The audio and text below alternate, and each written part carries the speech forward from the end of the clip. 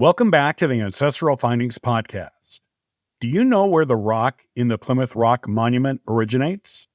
Is it really the place Pilgrims first set foot in America? Join me today, and we'll discover the real story.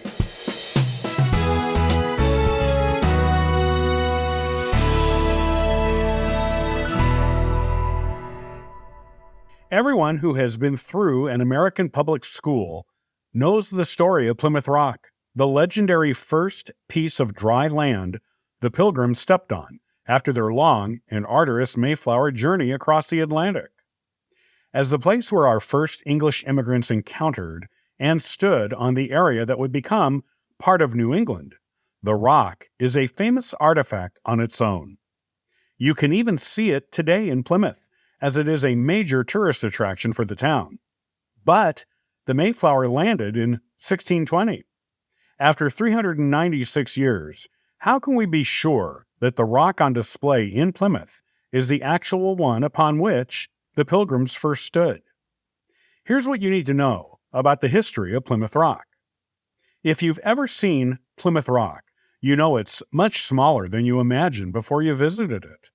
Most first-time visitors have a "that's it" reaction to first viewing the rock. While the rock has had pieces chipped off of it over the centuries by souvenir seekers and was broken in half and cemented back together at one point, it was never a large rock in the first place.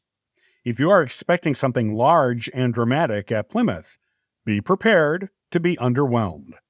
There are far more intriguing and beautiful historic sites in town.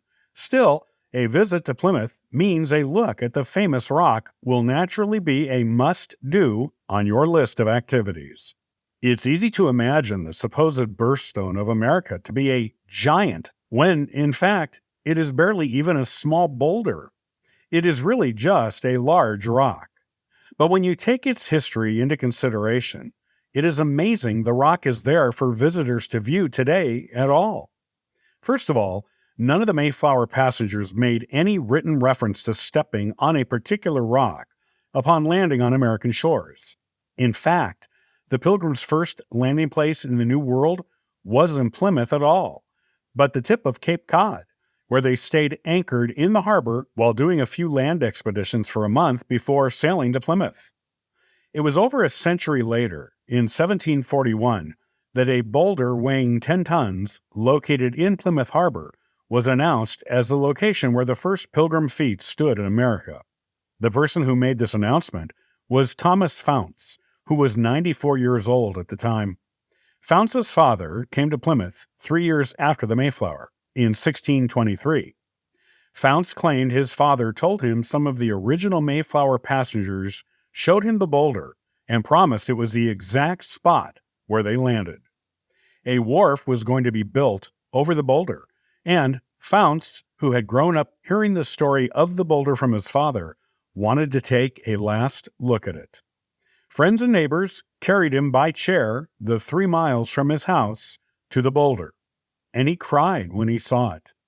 It isn't known whether this is accurate oral history, something Founts made up, something his aging mind convinced him was true, or a retelling of a tall tale made up by his father or one of the actual original Pilgrims. Because the identification of the boulder was supposedly made by original Pilgrims, it leans toward truth. But the fact is that no one knows for sure if Plymouth Rock is really the original location of the first Pilgrim steps in the New World.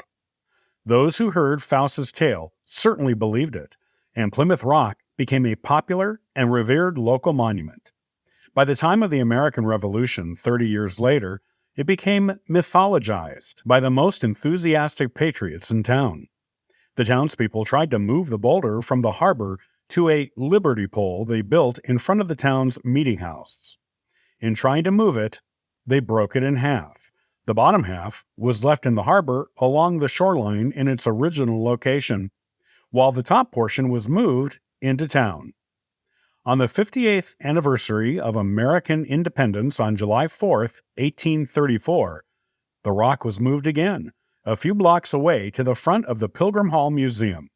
Just like the first time it was moved, it broke, falling off the cart it was being transported on and breaking in half.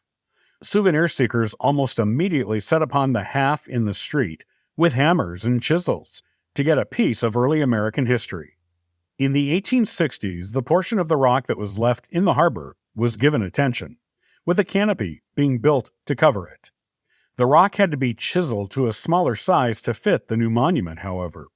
Several years later, it was revealed that a 400-pound piece of the shoreline rock that was carved off to fit the canopy monument was being used as a doorstep on a historic house in town. A piece of it was donated to the Pilgrim Hall Museum in the 1980s, and visitors are encouraged to touch it. In 1880, the top half of the rock that had sat in town for over a century was returned to its bottom half in the harbor and cemented back together. The date of the Pilgrims' arrival, 1620, was carved into the stone, which replaced numbers that had previously been painted on it. In 1920, which was the 300th anniversary of the arrival of the Pilgrims, the current location of Plymouth Rock was established, with a Romanesque temple over it in town.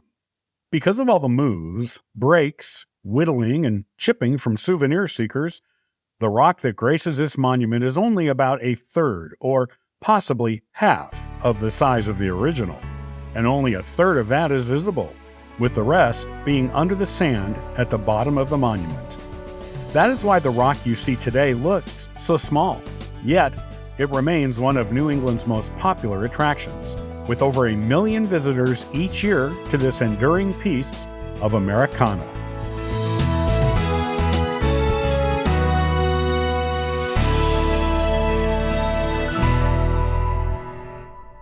Many thanks for listening and following the Ancestral Findings podcast.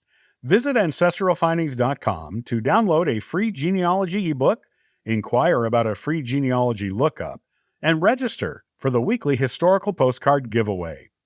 And thank you to everyone who contributes via Patreon. It helps keep this car on the road, this plane in the air, and this ship on course. I hope you have a wonderful day and happy searching.